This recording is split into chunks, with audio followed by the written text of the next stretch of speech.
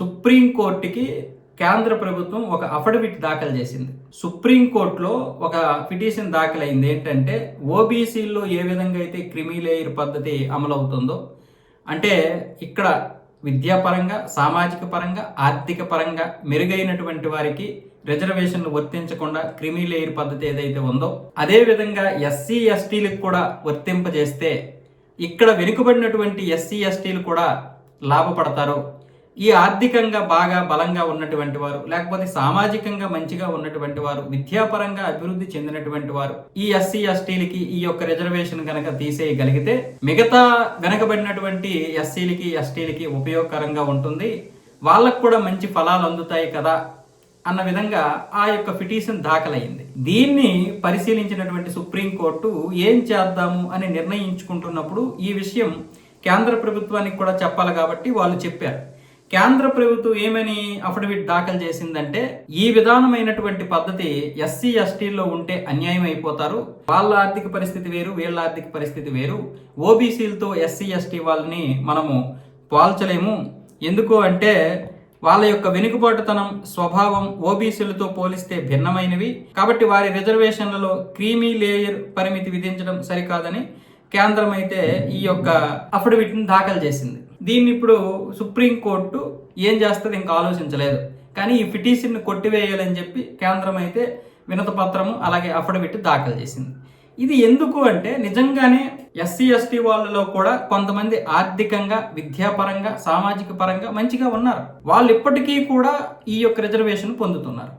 3 తరాలు 4 తరాలుగా ఇప్పుడు రిజర్వేషన్లు పొందుతున్నటువంటి ఎస్సీ ఎస్టీల్లో కొందరు జీవితాలు బాగుపడకపోయినా కొంతమంది జీవితాలు బాగుపడ్డాయి.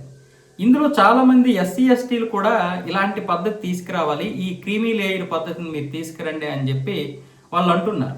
ఎస్సీ ఎస్టీలే అంటున్నారు, ఈ క్రీమీ లేయర్ పద్ధతి తీసుకొస్తే మాకు కొంచెం దీనిగా ఉంటుంది, ఆర్థికంగా బలంగా ఉన్నటువంటి వారితో మేము పోటీ పడలేకపోతున్నాము, మాకు వాళ్ళకి వ్యత్యాసం వచ్చేసింది. ఇప్పుడు మళ్ళీ మరి మాకే ఇంత వ్యత్యాసం ఉన్నప్పుడు ఇంకా రిజర్వేషన్ ఉండి లాభం ఏంటి అంటున్నారు. ఇంతకుముందు కూడా కేరళలో ఒక ఐఏఎస్, ఒక ఐపీఎస్ భార్యాభర్తలకి అంటే వాళ్ళకి రిజర్వేషన్ వర్తించింది. మళ్ళీ వారి పిల్లలకు కూడా రిజర్వేషన్ ఇవ్వాలని చెప్పి వాళ్ళు కోర్టులో ఇచ్చేశారు. వాళ్ళ అబ్బాయి దేనికో ఈ ఎలక్ట్రికల్కి సంబంధించినటువంటి ఏదో ఇంజనీర్ అనమాట, దీంట్లో దీంట్లో అయితే ఆయనకి రిజర్వేషన్ ఇవ్వలేదు కోర్టులు. రిజర్వేషన్ ఎందుకో వాళ్ళ నాన్న ఐఏఎస్, వాళ్ళ అమ్మాయి ఐపీఎస్, అంటే ఏదో మొత్తానికి నాన్న తల్లిదండ్రులు ఇద్దరు ఒక ఐపీఎస్ ఒక ఐఏఎస్.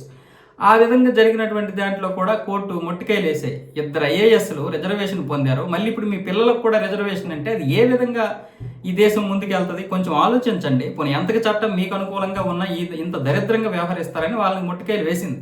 అయినా సరే అతనికి రిజర్వేషన్ కావాలని ఒప్పుకోలే. చట్టంలో ఉన్నటువంటి బలహీనతతో ఆ ఉద్యోగం అయితే పొందాడు. అది చాలా మందికి నచ్చలేదు, ఎస్సీల్లోనే నచ్చలేదు. ఇదేంటిది ఇంత దౌర్భాగ్యం, పోనీ ఎంతకి రిజర్వేషన్ అయినా మరీ ఇంత దారుణం అన్నట్టు వాళ్ళే అన్నారు. ఇప్పుడు నేను ఎస్సీ ఎస్టీలకి ఎందుకు అన్యాయం అంటున్నానంటే, అదే అసలైనటువంటి వెనకబడినటువంటి వారు ఇప్పుడు అన్యాయం అయిపోతున్నారు. నేను ఇంతకుముందు కూడా చెప్పాను కదా, మతంలో ఏదైతే ఇప్పుడు వీళ్ళు మన ధర్మాన్ని వదిలేసి వేరే మతంలోకి వెళ్తున్నారో వాళ్ళు కూడా వెంటనే రిజర్వేషన్ వదిలేయాలి.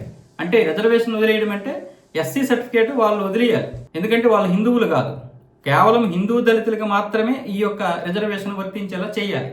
అప్పుడేమవుద్ది అంటే నిజమైనటువంటి హిందూ దళితులకి, నిజమైనటువంటి ఈ భారతదేశ దళితులకి న్యాయం జరుగుతుంది. అదే ఇప్పుడు క్రీమీ లేయర్ పద్ధతిలో కూడా జరుగుతుంది. ఆ క్రీమీ లేయర్ పద్ధతిని కూడా అన్వయిస్తే బాగుంటుంది. మరి సుప్రీంకోర్టు మరి నిర్ణయం తీసుకోకముందే కేంద్రం ఏమొచ్చేసి ఇలాంటి అఫిడవిట్ దాఖలు చేసింది. మరి కేంద్రం ఎందుకు చేసింది?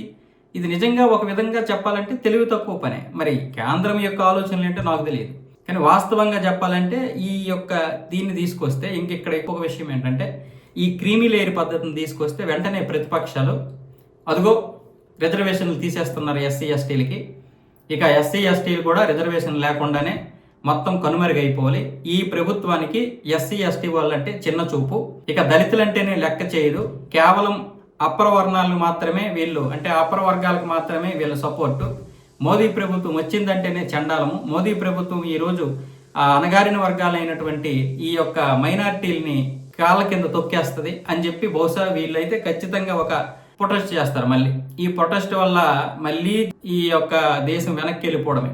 మళ్ళీ జంజీలు వస్తారు, వాళ్ళు జంజీలో లేకపోతే ముసలి వాళ్ళు పక్కన పెడితే ఖచ్చితంగా ప్రతిపక్షాలకి మళ్ళీ మంచి అవకాశం ఇచ్చినట్లు అవుద్ది. బహుశా ఈ ఉద్దేశంతోటే కేంద్ర ప్రభుత్వం దీన్ని వెనక్కి పెట్టినట్లు నాకు అనుకుంటున్నాను నేను. మరి మీ అభిప్రాయం ఏంటో మీరు చెప్పండి.